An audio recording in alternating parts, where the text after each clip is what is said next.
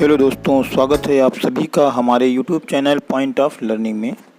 अगर आप हमारे चैनल पर नए हैं या पहली बार आए हैं तो हमारे चैनल पॉइंट ऑफ लर्निंग को सब्सक्राइब कर दें और वीडियो को लाइक करके इसे दोस्तों में ज़्यादा से ज़्यादा शेयर करें। साथ ही साथ बेल आइकन भी दबा दें जिससे आने वाली सभी महत्वपूर्ण वीडियो की नोटिफिकेशन भी आप तक पहुँचती रहें।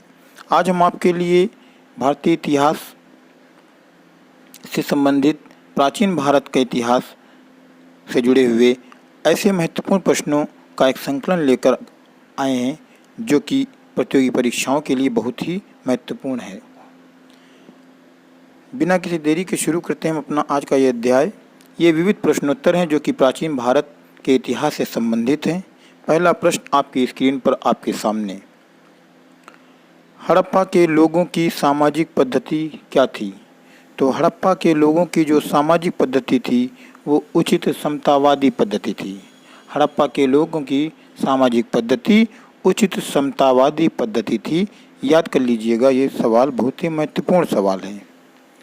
भारत में खोजा गया सबसे पहला पुराना शहर कौन सा था? तो भारत में खोजा गया सबसे पहला और सबसे पुराना शहर जो था वो हड़प्पा सा था और इसी हड़प्पा शहर के नाम पर भारत की जो प्राचीन कालीन सभ्यता है उसका नाम हड़प्पा सभ्यता पड़ा। आधुनिक समय में जो हड़प्पा शहर है ये पाकिस्तान में है। अविभाजित भारत में यह भारत का हिस्सा था। आगे देखते हैं, ईंटों की कृत्रिम गोदी वाला एकमात्र सिंधु स्थल कौन सा है? तो वो लोथल स्थल है। ईंटों की कृत्रिम गोदी डॉकयार्ड वाला एकमात्र सिंधु स्थल लोथल है और लोथल जो है ये गुजरात में है। गुजरात भारत का एक राज्य है। आगे बढ़ते हैं, लोथल नामक स्थान पर निम्न सभ्यताओं में से किसका जहाजी गमाल घाट था? तो लोथल जो था एक बंदरगाह भी था और या सिंधु घाटी सभ्यता का बंदरगाह माना जाता है। सिंधु घाटी सभ्यता का जहाजी माल घाट था। सिंधु घाटी सभ्यता के लोग प्रायः अपने मकान बनाते थे, यानी कि सिंधु घाटी सभ्यता के लोग अपने मकान किस चीज़ से बनाते थे? तो सिंधु घाटी के लोग अपने मकानों को पक्की ईंटों से बनाते थे, यानी कि लकड़ी का उपयोग या कच्ची मिट्टी का उपयोग नहीं करते थे, बल्कि सिंधु सभ्यता के लोग या सिंधु घाटी के लोग अपने मकानों को बनाने के लिए पक्की ईंटों का उपयोग करते थे। तो सिंधु घाटी सभ्यता के लोग अपना मकान पक्की ईंटों से बनाते थे। आगे बढ़ते हैं हम अपने अगले प्रश्न की तरफ। अगला प्रश्न आपकी स्क्रीन पर है। प्रश्न नंबर 6। सिंधु घाटी सभ्यता की प्रमुख विशेषता क्या थी? तो सिंधु घाटी सभ्यता की जो सबसे प्रमुख विशेषता थी वो थी सिंधु घाटी सभ्यता की नगर सभ्यता होना, यानी कि जो इसका नगरीय होना था या इसकी एक प्रमुख विशेषता थी, क्योंकि वैदिक सभ्यता सिंधु घाटी सभ्यता के बाद में फली फूली, जबकि सिंधु घाटी सभ्यता अधिक प्राचीन होने के कारण नगरीय थी, लेकिन वैदिक सभ्यता इसके बाद में वजूद में आई और वो पूरी तरीके से ग्रामीण सभ्यता थी। अगला प्रश्न देखते हैं, निम्नलिखित में से किस द्रव्य का उपयोग हड़प्पा काल की मुद्राओं के निर्माण में मुख्य रूप से किया जाता था? तो एक द्रव्य होता था टेराकोटा, जिसे कहते थे। टेराकोटा नामक द्रव्य का प्रयोग हड़प्पा के लोग मुद्रा के निर्माण में किया करते थे। आगे बढ़ते हैं, अगला प्रश्न है, हड़प्पा की सभ्यता किस युग की थी? तो हड़प्पा सभ्यता में एक धातु का प्रयोग अधिक मात्रा में किया गया, जिस कारण से कांस्य युगीन या कांस्य युग की सभ्यता कहते हैं। कांस्य युगीन का कहने का तात्पर्य इसे यह है कि हड़प्पा सभ्यता के लोग एक विशेष धातु जिसे कांसा कहा जाता है उसका निर्माण करते थे। कांसा बनाने के लिए टीन और जस्ते का प्रयोग किया जाता था, जिससे कांसे का निर्माण होता था और कांसे का निर्माण अधिक मात्रा में होने के कारण इस सभ्यता का नाम भी कांस्य युगीन सभ्यता के कहा जाता है।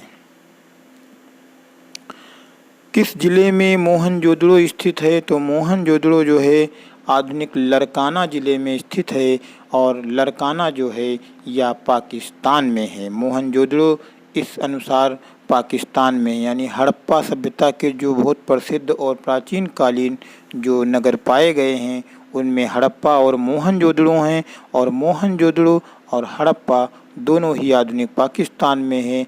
मोहनजोदड़ो पाकिस्तान के लड़काना ज़िले में स्थित है।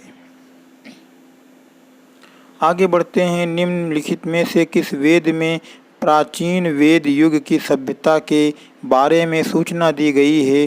तो ऋग्वेद चूँकि सबसे प्राचीन वेद है, इसलिए ऋग्वेद में प्राचीन वैदिक युग की सभ्यता के बारे में सबसे अधिक सूचना हमें मिलती है। भारतीय शासन के प्रतीक सत्यमेव जयते शब्द कहाँ से लिया गया है या किस ग्रंथ से लिया गया है? तो जो सत्यमेव जयते शब्द है या पंक्तियाँ हैं तो या हमें मुंडक उपनिषद से ली गई हैं। मुंडक उपनिषद एक उपनिषद है और यहाँ से इन पंक्तियों को हमारे शासन के प्रतीक के रूप में सत्यमेव जयते जो कि है इनको लिया गया है। अगला प्रश्न, वेद शब्द का अर्थ क्या होता है? तो वेद शब्द के जो शाब्दिक अर्थ होता है वो ज्ञान होता है, नॉलेज होता है। वेद शब्द का अर्थ ज्ञान होता है। वैदिक युग में राजा अपनी जनता से जो कर वसूलते थे यानी कि टैक्स जो वसूलते थे उसे क्या कहते थे? तो उसे बलि के नाम से जाना जाता था। जैसे कि हम वर्तमान समय में कर और टैक्स कहते हैं, इसी तरीके से वैदिक काल में राजा द्वारा वसूला जाने वाला जो टैक्स या कर होता था उसे बलि के नाम से जाना जाता था।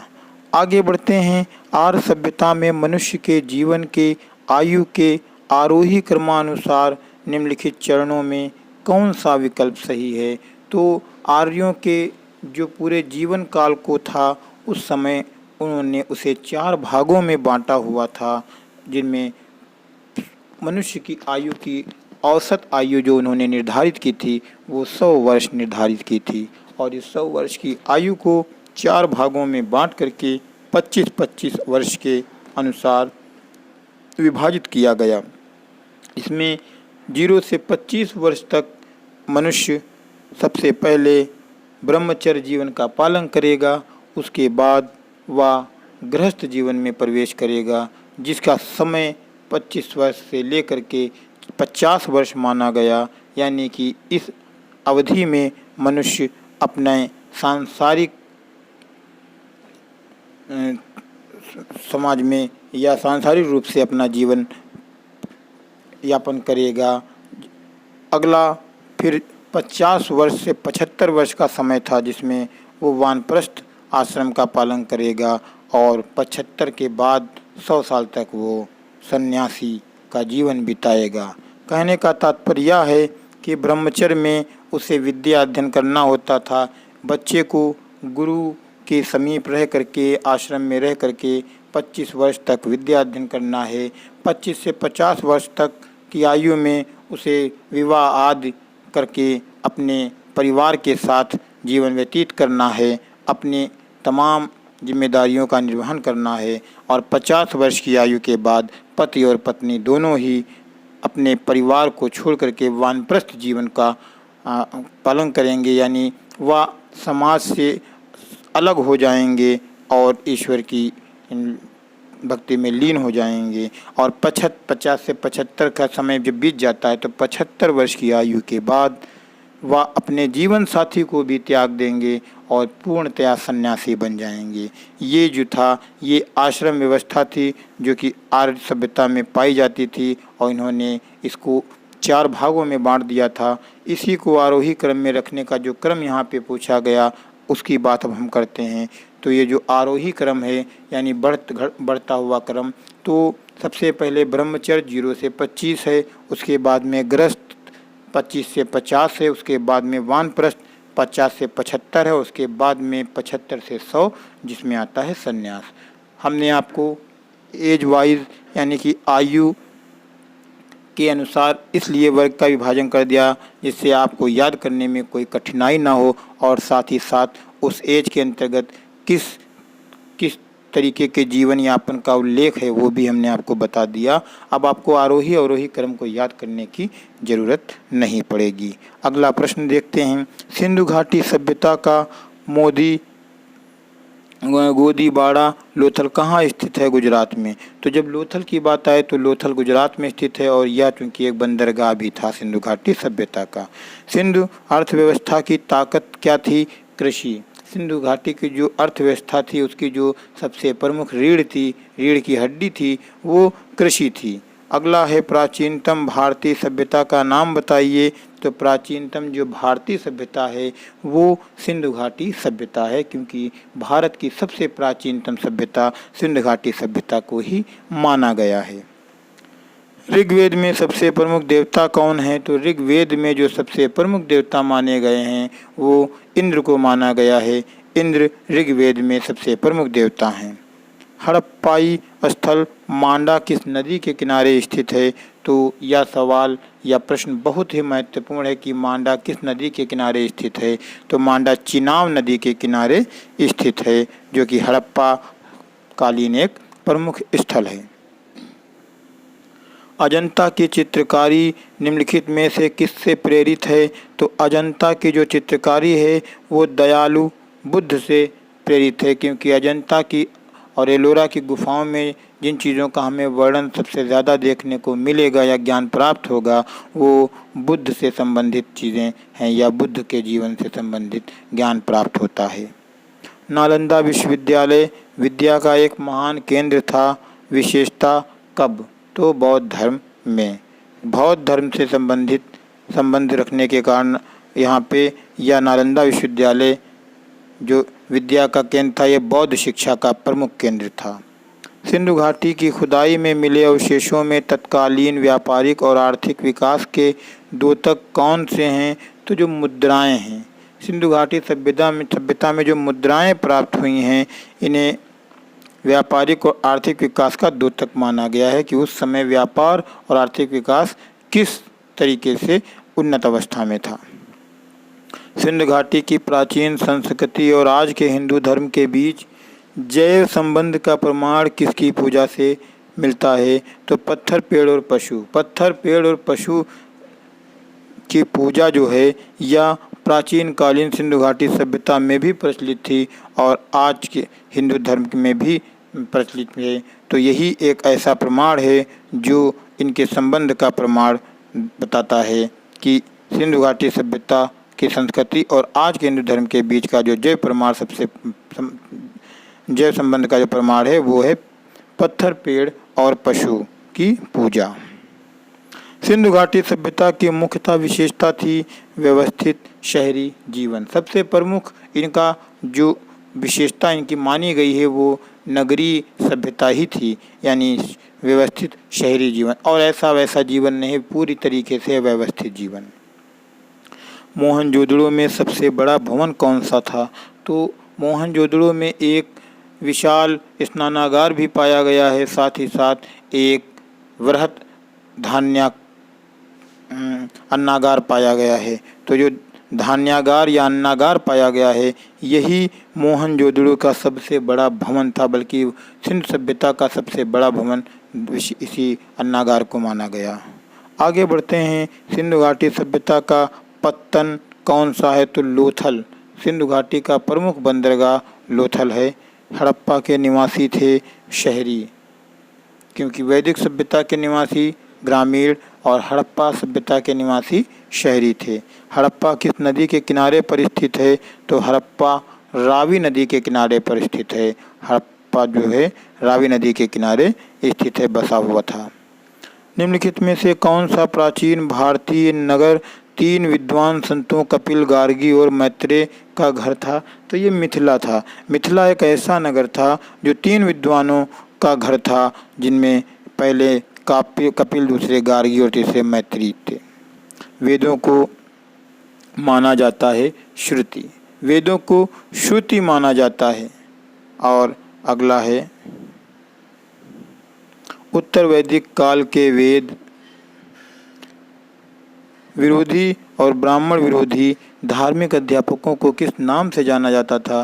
तो भ्रमण के नाम से इन्हें जाना जाता था। वैदिक आर्यों का प्रमुख भोजन क्या था?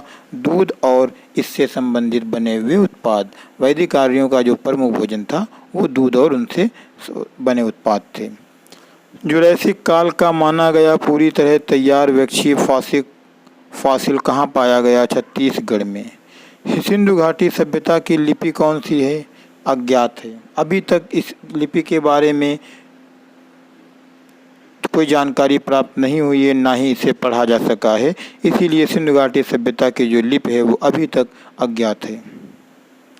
निम्नलिखित वैदिक संहिताओं में भारतीय संगीत का उद्गम किस में से खोजा जा सकता है? तो जो भारतीय संगीत का जनक कह सकते हैं या उद्गम कह सकते हैं वो सामवेद को माना जाता है। सामवेद को संगीत का जनक माना जाता है। महाभारत का प्रारंभिक नाम क्या था? जय संहिता। महाभारत को जय संहिता के नाम से भी जाना जाता है। निम्नलिखित वैदिक सभ्यताओं में से भारतीय संगीत का उद्गम किसमें से खोजा जा सकता है? तो सामवेद में से खोजा जा सकता है। तो अभी हमने ऊपर भी इस प्रश्न को पढ़ा कि जब संगीत से संबंधित सवाल आए, वेद से संबंधित सवाल आए, तो उसका संबंध सामवेद से ही आपको बताना है। सिंधु घाटी की सभ्यता के लोग किसकी पूजा करते थे? तो सिंधु घाटी सभ्यता के लोग जो थे वो पशुपति की पूजा किया करते थे। अगला प्रश्न है, निम्नलिखित में से कौन एक सिंधु घाटी सभ्यता के खोजकर्ता थे? तो दयाराम साहनी वह प्रथम व्यक्ति थे जिन्होंने सिंधु घाटी सभ्यता के हड़प्पा नगर की खुदाई करवाई थी 1921 ईस्वी में, और इसके जो नेतृत्व किया था वो अंग्रेज सर जॉन मार्शल थे। सर जॉन मार्शल इसके अध्यक्ष थे और उनके नेतृत्व यानी देख रेख में 1921 ईस्वी में दयाराम साहनी ने हड़प्पा सभ्यता की खोज किया, हड़प्पा नगर की खुदाई करवाई थी। कौन सा वेद धार्मिक अनुष्ठानों से संबंध रखता है? तो यजुर्वेद ऐसा ग्रंथ है जो धार्मिक अनुष्ठानों से संबंध रखता है। अर्थात यजुर्वेद में धर्म के बारे में या धार्मिक अनुष्ठानों के बारे में व्यापक उल्लेख किया गया है, विस्तृत वर्णन किया गया है। आगे बढ़ते हैं। सिंधु घाटी सभ्यता में वृहत स्नानागार या विशाल स्नानागार निम्नलिखित में से किस नगर में पाया गया? तो ये हम जैसा कि ऊपर बता चुके हैं कि विशाल स्नानागार जो है सिंधु घाटी सभ्यता में वो मोहनजोदड़ो नगर से पाया गया है और यहीं से एक वृहत अन्नागार भी पाया गया है। गौतम बुद्ध ने महापरिनिर्वाण कहाँ पर लिया था? तो ये कुशीनगर में गौतम बुद्ध को महापरिनिर्वाण प्राप्त हुआ था। महापरिनिर्वाण से तात्पर्य गौतम बुद्ध के देहावसान से है, यानी शरीर त्याग करने से है।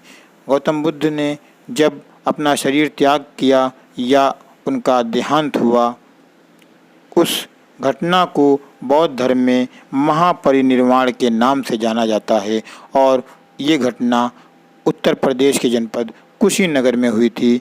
कहीं कहीं पर इसे आप कुशीनारा भी लिखा पाएंगे। अगला प्रश्न है, वैदिक काल में 8 प्रकार के विवाह प्रचलित थे, इनमें से कौन प्रेम विवाह था? तो जो गंधर्व विवाह होता था, वैदिक काल में 8 प्रकार के विवाह प्रचलन में थे। आप जब वैदिक काल का अध्ययन करेंगे तो उसमें 8 प्रकार के विवाहों का बारे में आपको जानकारी मिलेगी। उनमें अलग अलग तरीके के विवाहों का वर्णन है, जिनमें से एक प्रेम विवाह हुआ करता था। तो जो उसमें प्रेम विवाह ना दे करके वहाँ पे आपको गंधर्व विवाह देखने को मिलेगा।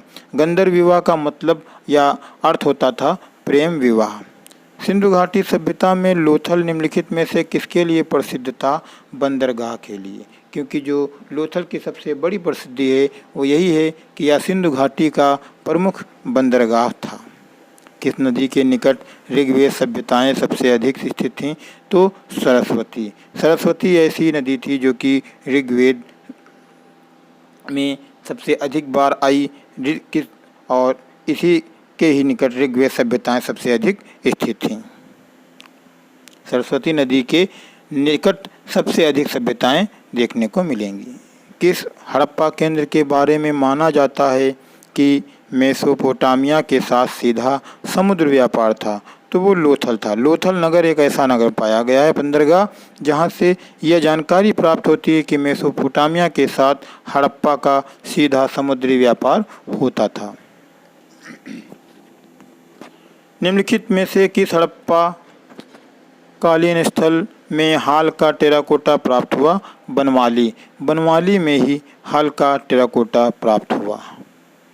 निम्नलिखित में वो कौन सा शासक था जिसने राज सिंहासन पर बैठने के लिए अपने पिता बिंबिसार की हत्या कर दी? तो वो अजातशत्रु था। अजातशत्रु ने अपने पिता बिंबिसार को मार करके राज सिंहासन प्राप्त किया था। हालांकि अजातशत्रु को भी उसके पुत्र के द्वारा मारा गया था।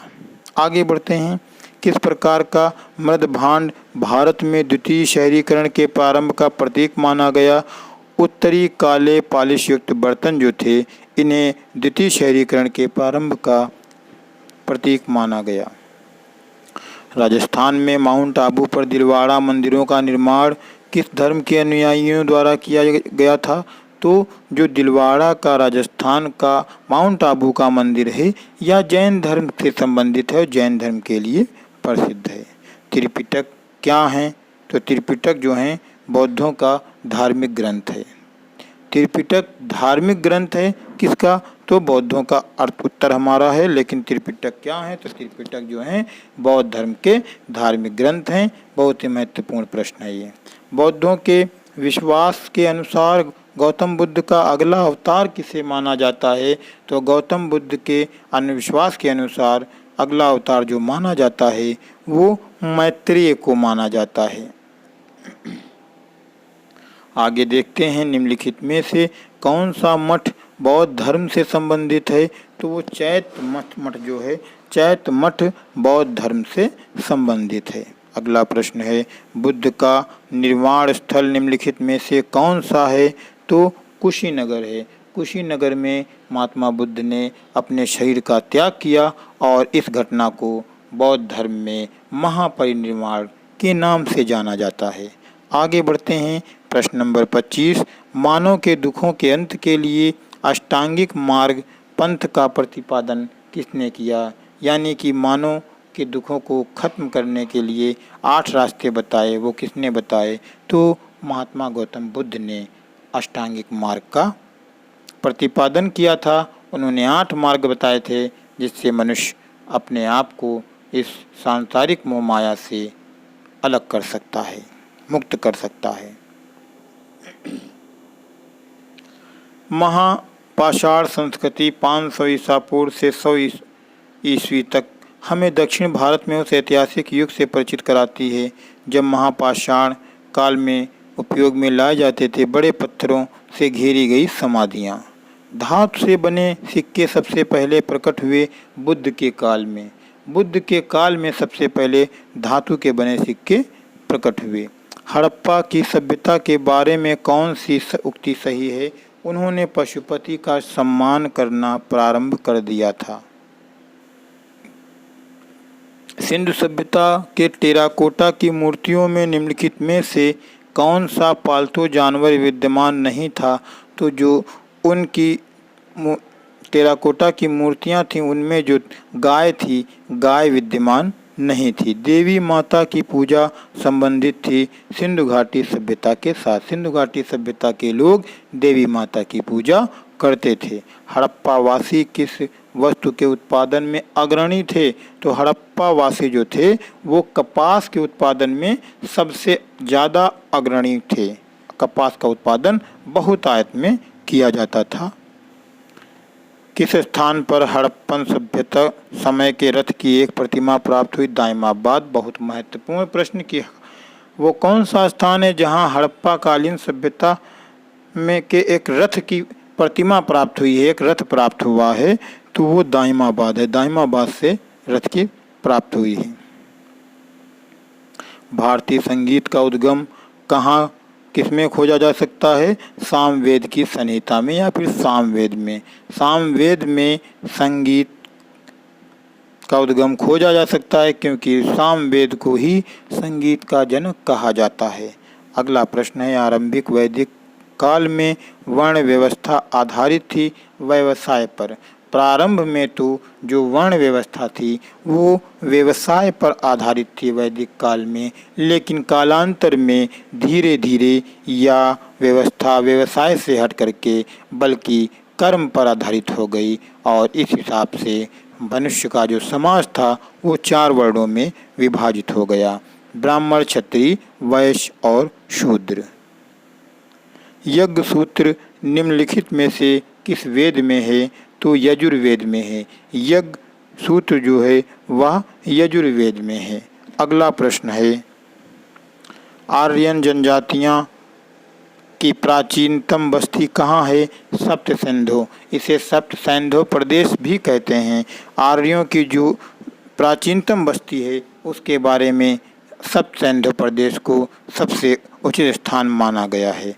विषय शब्द ज्ञात कीजिए। विष्णु पुराण। विषय शब्द विष्णु पुराण को कहा जाता है। उपनिषद क्या हैं? तो उपनिषद हिंदू दर्शन का प्रमुख स्रोत हैं। हिंदू दर्शन का मतलब हिंदू धर्म का। हिंदू धर्म से संबंधित जानकारी सबसे अधिक उपनिषदों से प्राप्त होती है। सिंधु घाटी सभ्यता में धौलीवीरा किसके लिए प्रसिद्ध है? तो जल संरक्षण के लिए धौलीवीरा बहुत अधिक प्रसिद्ध है। मोहनजोदड़ो और हड़प्पा के जो अवशेष संकेत देते हैं कि ये शानदार और योजनागत अच्छी तरह से बनाई गई थीं, तो वो व्यापारिक नगरें थीं। व्यापारिक नगर जो थे इस बात का संकेत देते हैं कि ये योजनाबद्ध या योजना अनुसार बसाए गए थे। ऋग्वेद का कौन सा मंडल पूरी तरीके से सोम मंडल को समर्पित है? ये 9वां मंडल है और ये भी बहुत ही महत्वपूर्ण प्रश्न है कि ऋग्वेद का कौन सा मंडल पूर्णतया सोम देवता को समर्पित है। तो जो 9वां मंडल है ऋग्वेद का वो पूर्णतया सोम देवता को समर्पित है। मंडल से अर्थ है कि कौन सा भाग, क्योंकि ऋग्वेद में 10 मंडल हैं, 1028 सूक्त हैं यानी सूत्र हैं और 10 मंडल से मतलब 10 भाग हैं। 1028 सूक्तों का मतलब 1028 श्लोक या मंत्र हैं। निम्नलिखित में से जैन धर्म का कौन सा तीर्थ नहीं है? सही दृष्टि। सही दृष्टि जो है ये जैन धर्म का तीर्थ नहीं है। तमिल भाषा के शिल्पदिकारम और मणिमेखलई नामक गौरव ग्रंथ किससे संबंधित हैं? तो ये दोनों ही ग्रंथ हिंदू धर्म से संबंधित हैं, जो कि तमिल भाषा के हैं, जिनमें एक है शिल्पदिकारम और दूसरा मणिमेखलई, और इनका संबंध हिंदू धर्म से है। कालीबंगन किस प्रदेश में स्थित है? तो यह राजस्थान में है और कालीबंगन जो है यह हड़प्पा कालीन सभ्यता का एक प्रमुख स्थान है, जहाँ से हमें हड़प्पा सभ्यता से संबंधित महत्वपूर्ण जानकारियाँ प्राप्त होती हैं। और कालीबंगा किस जगह है? तो यह राजस्थान में है, भारत के प्रांत राजस्थान में। हड़प्पा स्थलों की खुदाई में निम्नलिखित में से क्या नहीं मिला? तो शिखर सहित मंदिर, ये चीज़ें हड़प्पा सभ्यता में नहीं मिली, यानी शिखर वाले मंदिर हड़प्पा सभ्यता की खुदाई में नहीं प्राप्त हुए। बिना दुर्ग के एकमात्र सिंधु नगर कौन सा था? तो चन्हुदड़ो था। चन्हुदड़ो एक ऐसा नगर प्राप्त हुआ है सिंधु घाटी सभ्यता में जहाँ एक भी दुर्ग नहीं पाए गए हैं। निम्नलिखित में विद्वानों में से हड़प्पा सभ्यता का सर्वप्रथम खोजकर्ता कौन था? तो जैसा कि हमने बताया, दयाराम साहनी ने 1921 में हड़प्पा नगर की सबसे पहले खुदाई करवाई और 1922 में राखाल दास बनर्जी ने मोहनजोदड़ो की खुदाई करवाई, और ये जिनकी अध्यक्षता में काम हुआ वो अंग्रेज सर जॉन मार्शल थे। निम्नलिखित में से कौन हड़प्पा संस्कृति के अध्ययन के साथ संबंध नहीं है? पी.एस. वत्स। सिंधु घाटी की सभ्यता के लोगों का मुख्य व्यवसाय क्या था? तो सिंधु घाटी की सभ्यता के लोगों का जो मुख्य व्यवसाय था वो कृषि कार्य था। कृषि कार्य उनका मुख्य व्यवसाय था। सिंधी में मोहनजोदड़ो का क्या अर्थ है? तो सिंधी में मोहनजोदड़ो का जो अर्थ होता है वो था मृतकों का टीला। मृतकों का टीला मोहनजोदड़ो को कहा जाता है सिंधी भाषा में। निम्नलिखित में से वो दस्तकारी कौन सी है जो आर्यों द्वारा व्यवहार में नहीं लाई गई थी? लुहारगिरी। लोहारगिरी एक ऐसी दस्तकारी थी जो कि आर्यों द्वारा अपने व्यवहार में नहीं लाई गई थी। भारत में वर्ण व्यवस्था किस लिए बनाई गई थी? व्यावसायिक श्रम विभाजन के लिए।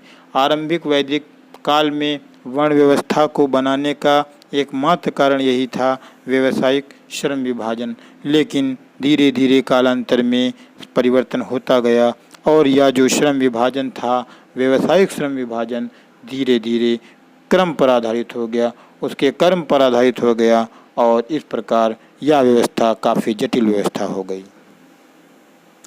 वैदिक लोगों द्वारा किस धातु का प्रयोग पहले किया गया था? सबसे पहले वैदिक काल के लोगों ने तांबे का उपयोग किया। इनमें से किस फसल का ज्ञान वैदिक काल के लोगों को नहीं था? तो वैदिक काल के लोग तंबाकू से परिचित नहीं थे। तंबाकू के बारे में वैदिक काल के लोगों को ज्ञान नहीं प्राप्त था। प्रारंभिक आर्यों के बारे में निम्नोक्त कथनों में से कौन सा सही नहीं है? वे मुख्यतः नगरों में निवास करते थे। आर्य नगरों में निवास नहीं करते थे, बल्कि प्रारंभिक आर्य ग्रामीण में, गांवों में निवास करते थे, क्योंकि आर्यों की सभ्यता या वैदिक सभ्यता जो थी वो ग्रामीण सभ्यता थी। आर्य अनार्यों के साथ अपने संघर्ष में सफल रहे, क्योंकि उन्होंने घोड़ों द्वारा चलाए जा रहे रथों का प्रयोग किया। भारतीय प्रतीक प्रवृत्तिकीर्ण सत्यमेव जयते कहाँ से लिया गया है? तो यह मुंडक उपनिषद से लिया गया है। निम्नलिखित में से किस देश ने भारत में मोहनजोदड़ो से प्रसिद्ध नर्तक कन्या की प्रतिमा वापस देने के लिए कहा? तो पाकिस्तान। किस देश ने भारत से मोहनजोदड़ो से जो प्रसिद्ध नर्तक कन्या की प्रतिमा प्राप्त हुई है उसे वापस देने की बात कही? वो तो पाकिस्तान ने बात कही। सिंधु घाटी सभ्यता में कालीबंगा किसके लिए प्रसिद्ध है? मिट्टी के बर्तनों के लिए कालीबंगा प्रसिद्ध है। अभी नहीं बल्कि प्राचीन कालीन हड़प्पा सभ्यता संबंधित यह प्रश्न है कि कालीबंगा किस लिए प्रसिद्ध हुआ करता था? तो ये बर्तनों के मिट्टी के बर्तनों के लिए प्रसिद्ध था, जो कि हड़प्पा सभ्यता से प्राप्त हुए। सिंधु घाटी सभ्यता का कौन सा एक स्थल पाकिस्तान में है? तो जो हड़प्पा है ये पाकिस्तान में है, मोहनजोदड़ो भी पाकिस्तान में, सिंध प्रांत भी पाकिस्तान में है। किस वेद में जादू, चमत्कार और मंत्र दिए गए हैं? अथर्ववेद में ये सभी चीज़ें शामिल हैं। अथर्ववेद के वर्णन आपका अगर अध्ययन करेंगे आप तो अथर्ववेद में जादू, टोना, चमत्कार, भूत प्रेत इनसे संबंधित तमाम मंत्रों के बारे में जानकारी दी गई है। निम्नलिखित में से कौन सा वेद वेद त्रयी का भाग नहीं है? अथर्ववेद जो है वेद त्रयी का भाग नहीं है। भारत का कौन सा क्षेत्र एक समय अवंतिका के नाम से जाना जाता था? तो जो मालवा राज्य था, मालवा प्रांत था या मालवा क्षेत्र है, यह अवंतिका के नाम से जाना जाता था प्राचीन काल में। जैनियों के पहले तीर्थंकर कौन थे? वेरी महत्वपूर्ण प्रश्न, ऋषभदेव। जैन धर्म में कुल 24 तीर्थंकर हुए हैं। तो 24 तीर्थंकर में जो प्रश्न पूछा जाता है वो सबसे अधिक जो प्रश्न पूछे जाते हैं वो 3 प्रश्न हैं तीर्थंकर से संबंधित। एक, जैन धर्म के प्रथम तीर्थंकर कौन हुए हैं? दूसरा प्रश्न पूछा जाता है कि जैन धर्म के 23वें तीर्थंकर कौन हुए हैं? और तीसरा प्रश्न होता है कि जैन धर्म के 24वें तीर्थंकर कौन हुए हैं? कभी कभी जैन धर्म के अंतिम तीर्थंकर कौन हुए हैं? इससे संबंधित सवाल पूछे जाते हैं। तो यहाँ पे हमारा जो पहला प्रश्न है वो यही है कि जैनियों के जो पहले तीर्थंकर थे वो कौन थे? तो ऋषभदेव थे। जैन धर्म में या जैन धर्म के अनुसार जो जैन धर्म के प्रथम पहले तीर्थंकर हैं उनका नाम है ऋषभदेव। और जैन धर्म के जो 23वें तीर्थंकर हैं वो हैं पार्श्वनाथ। और जैन धर्म के जो 24वें तीर्थंकर हैं वे महावीर स्वामी हैं, या अंतिम तीर्थंकर जो हैं वो महावीर स्वामी हैं। आगे बढ़ते हैं। महावीर की माता का नाम क्या था? तो महावीर स्वामी की जो माता का नाम था वो त्रिशला था। अगला प्रश्न है, भगवान बुद्ध ने प्राण त्यागे थे कहाँ पे? कुशीनगर में, जिसको कुशीनारा भी प्राचीन काल में कहा जाता था। और ये कुशीनगर जो है उत्तर प्रदेश का, आधुनिक उत्तर प्रदेश का एक जिला है, जनपद है। और यहीं पर भगवान भगवान बुद्ध ने या गौतम बुद्ध ने अपने प्राण त्यागे और उनके प्राण त्यागने की घटना को बौद्ध धर्म में महापरिनिर्वाण के नाम से जाना जाता है। अगला प्रश्न है, निम्नलिखित में से कौन संस्कृत का प्रथम विद्वान था? तो जो पाणिनि थे, जिन्होंने अष्टाध्यायी नामक एक ग्रंथ लिखा है जो कि व्याकरण से संबंधित है, पूरी तरीके से संस्कृत में लिखा हुआ है। तो इन्हीं कारणों से पाणिनि को संस्कृत का पहला व्याकरण विद्वान माना जाता है, व्याकरणविद थे, क्योंकि इन्होंने पहली व्याकरण ग्रंथ लिखी थी जिसे अष्टाध्यायी के नाम से जाना जाता है। दोस्तों, वीडियो आपको कैसी लगी हमें कमेंट बॉक्स में बताएं, और अगर आपने हमारे चैनल को अभी तक सब्सक्राइब नहीं किया है तो आपसे छोटी सी रिक्वेस्ट है, एक छोटी सी विनती है कि हमारे चैनल पॉइंट ऑफ लर्निंग को सब्सक्राइब कर लें। हम अगले वीडियो में आपके लिए इससे भी अधिक महत्वपूर्ण प्रश्नोत्तर लेकर आएंगे। तब तक के लिए आप हमारे साथ बने रहें और हमारे वीडियो देखते रहें।